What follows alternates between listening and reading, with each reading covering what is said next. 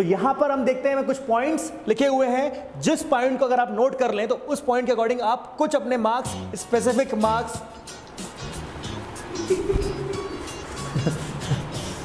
यार अब क्या धीरे धीरे नर्वसनेस बढ़ती जाती है फिर अब।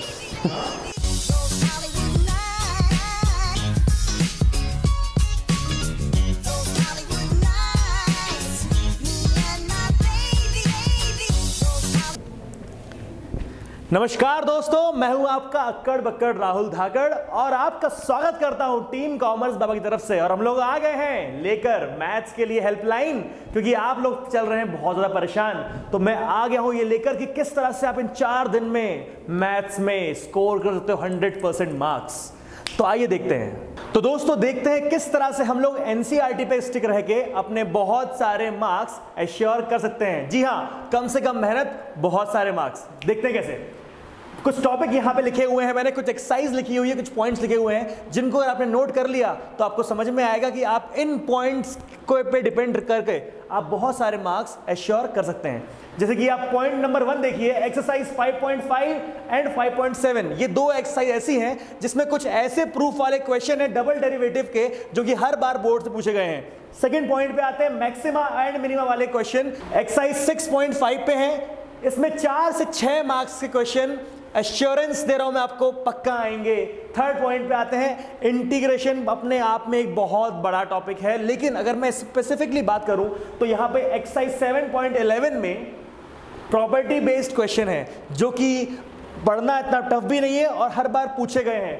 फोर्थ पॉइंट पे आते हैं लिमिट्स ऑफ सम के क्वेश्चन। इंटीग्रेशन का ये बहुत ही आसान सा टॉपिक है, आप 2 बार करिए, 3 बार करिए, नहीं कर पा रहे हैं तो 5 बार करके इसको रट लीजिए। जी हाँ दोस्तों, रट लीजिए, ये क्वेश्चन आपसे बनने ही वाला है वहां पर, क्योंकि ये एक सेम फॉर्मेट के क्वेश्चन है, बहुत ज्यादा वेरिएशन नहीं है। उस तरह क्वेश्चन आप 4 से 5 बार करेंगे, 6वीं बार गारंटी दे रहा हूं आपसे क्वेश्चन बन जाएगा, और ये एग्जाम में भी आएगा ही आएगा। फिफ्थ पॉइंट पे आते हैं प्रोबेबिलिटी पे, बहुत बड़ा टॉपिक है, बहुत सारे बच्चों को इस टॉपिक पे बहुत दिक्कत आती है। लेकिन अगर आप बेस थ्योरम, जो कि सबसे इंपॉर्टेंट क्वेश्चन बनते हैं यहां पे से, आप 6 मार्क या 4 मार्क के क्वेश्चन इसमें एश्योर कर सकते हैं। बोर्ड के पैटर्न हर 2 साल में चेंज होता है, तो कई बार ये बेस थ्योरम क्वेश्चन 6 मार्क्स से पूछे जाते हैं, कई बार 4 मार्क्स में आते हैं, लेकिन इसका क्वेश्चन आना कंपलसरी है। तो ये आप करिए, थोड़ी तैयारी करिए इसकी, 7-8 तरह के सवाल करिए, इसमें आपकी एश्योरिटी ये सवाल आपसे बन जाएगा। 6 पॉइंट पे आते हैं एप्लीकेशन ऑफ इंटीग्रेशन में। आप सोचेंगे कि इंटीग्रेशन इतना भारी टॉपिक है, AOI कैसे करेंगे, लेकिन AOI में भी अगर आप चाहें तो इसमें कुछ स्पेसिफिकली एक टॉपिक है डिफाइन करने का। इसमें आप लाइन को डिफाइन करते हैं, सर्कल की इक्वेशन डिफाइन करते हैं, पैराबोला की इक्वेशन डिफाइन करते हैं। ये 6 मार्क्स का सवाल है। आप 6 में से 4 मार्क्स तो बहुत ही इजीली गेन कर सकते हैं। हो सकता है कि शायद अगर आपको प्रैक्टिस की कमी हो, आपके कॉन्सेप्ट बहुत स्ट्रांग ना हो, तो आखिरी के 2 मार्क्स जो आंसर वाले होते हैं वो कट जाएं आपके, लेकिन आप अपने 4 मार्क्स तो यहां पे एश्योर कर ही सकते हैं। तो अब देखते हैं कुछ और पॉइंट्स जहां से हमको नंबर फेच हो सकते हैं। तो अब आते हैं 7 पॉइंट पे, जहां पर आपके पास है 3D बहुत ही आसान टॉपिक है, 2 मार्क्स का एश्योरेंस है यहाँ पे 11.1 से। एक्सरसाइज 11.1 में सिर्फ आपसे पूछा जाएगा डायरेक्शन कोसाइंस और डायरेक्शन रेशियोज निकालने के लिए। 8 पॉइंट मूव करते हैं। 8 पॉइंट पे सप्लीमेंट्री एक्सरसाइज के बारे में बात चल रही है। आपने शायद सप्लीमेंट्री एक्सरसाइज देखी भी नहीं होगी, क्योंकि ये बिल्कुल आखिरी में होता है बुक के, एनसीईआरटी बुक के बिल्कुल आखिरी पार्ट पे सप्लीमेंट्री एक्सरसाइज होती है। Page number 613 onwards supplementary exercise होती है। और बोर्ड्स का ये मानना है, बोर्ड्स का ये कहना है कि वो अपना क्वेश्चन पूरी तरह से एनसीईआरटी देता है, लेकिन बच्चे जब एग्जाम देके निकलते हैं सोचते कहां से आया था क्वेश्चन, समझ में नहीं आया, तो वो कई क्वेश्चन इस पार्ट से आते हैं, सप्लीमेंट्री एक्सरसाइज से आते हैं। आज अपनी बुक में से आखिरी वाला पार्ट सप्लीमेंट्री एक्सरसाइज खोल के देखिएगा, वहां पे आपको बहुत सारे इंपॉर्टेंट सवाल मिलेंगे। तो सप्लीमेंट्री एक्सरसाइज अगर आप सॉल्व कर लेते बहुत अच्छी बात है। तो अगर मैं स्पेसिफिक बात करूं कि कौन से एरिया पे आपको ज्यादा ध्यान देना है, तो वो है चैप्टर नंबर 7।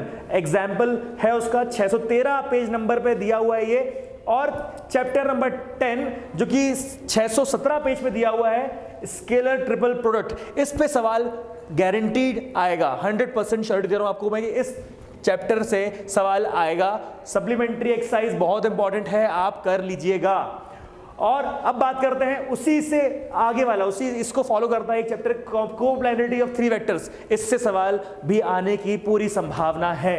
अब मूव करते हैं क्वेश्चन नंबर स्टेप नंबर 9 पे, जहां पे दिया हुआ है एक्सरसाइज 6.2, जहां पर आपके फंक्शन के बारे में पूछा जाता है कि फंक्शन इंक्रीजिंग है या डिक्रीजिंग, या फिर एक सवाल और बनता है जहां पर पूछा जाता है कि इंटरवल इंक्रीजिंग है या डिक्रीजिंग। तो ये सवाल ऐसे हैं जो हर बार पूछे जाते हैं, लगातार पूछे जाते हैं, और ये श्योरिटी है कि ये क्वेश्चन आएगा ही आएगा।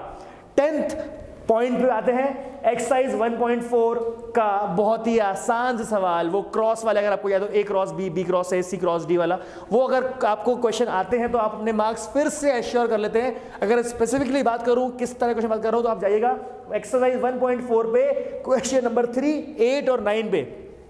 तो इस तरह से आप 10 पॉइंट को अगर नोट कर लें और उस पर अगर फॉलो कर लें तो आपके बहुत सारे मार्क्स एश्योर हो जाएंगे। और आपको मैं यकीन दिलाता हूं कि आप जब पेपर देके लौटेंगे तो आप कमेंट बॉक्स में जरूर लिखेंगे कि थैंक यू बाबा, बहुत मदद हुई।